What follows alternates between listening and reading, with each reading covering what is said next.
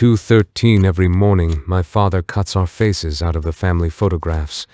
He's 81. He has Alzheimer's. Some days he doesn't know my name, but he still remembers to cut our faces.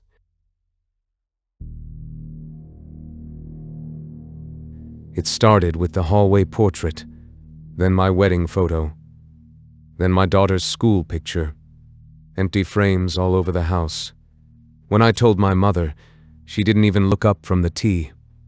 Which one this time? She was never surprised. Not once. I should have asked her why. That evening I sat across from him and asked him where the photographs were. He looked at me the way a child looks when they've been caught. Then he leaned in. "They'll find us." I asked him who. He picked up his tea and went back to the window. That night I put a camera in the hallway.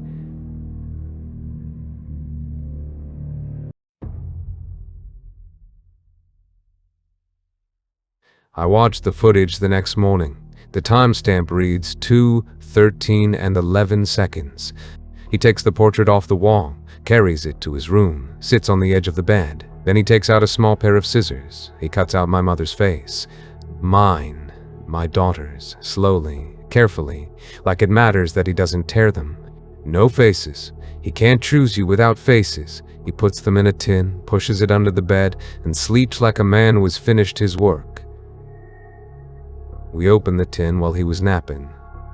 I expected ruined photographs.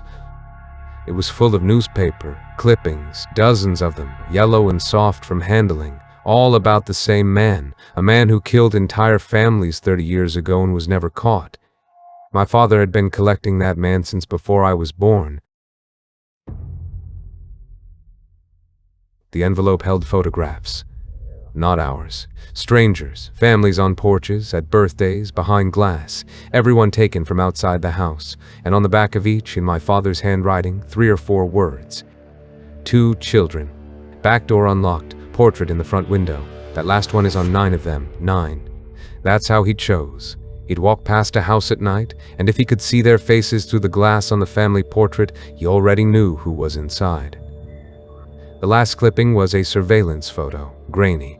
Police had it for years and never identified the man in it. Bottom right corner, burned into the frame. 2:13 a.m. I've seen that face in every photograph in this house, younger. But it's him. He doesn't wake at 2:13 because he's confused. He wakes because that's when he used to work. I picked up the phone. I began to dial 911. Then I looked at him, 81 years old, frightened of the hallway, doesn't know his own name. I put the phone down. I waited until he was asleep. Then I put the tin on the kitchen table in front of my mother. She looked at it the way you look at a bill you've been expecting for years. I asked her if she knew. She said yes. I asked her how long. She said since the night she met him.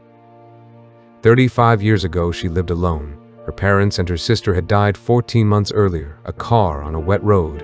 She was the only one who wasn't in it. She kept their portrait up in the front window. That's what he saw from the street. 2 parents, 2 daughters, all of them smiling behind the glass.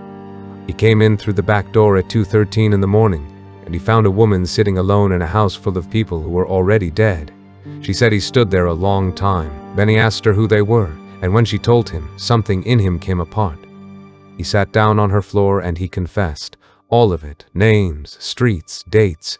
He talked until it got light. She could have run. She could have screamed. She said she looked at him and saw the only other person in the world as broken as she was. She married him inside a year. She thought time would take it out of him. She thought a family would. Before he left that morning, he told her one thing, and she has never forgotten it.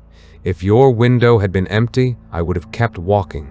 So I asked her the question I'd been holding since I opened the tin. Did he stop? She didn't answer me. She got up and started the coffee. Then I asked her why she hangs a new photograph every single evening, why she keeps feeding it. She said, because on the nights there's nothing left to cut, he goes for a walk.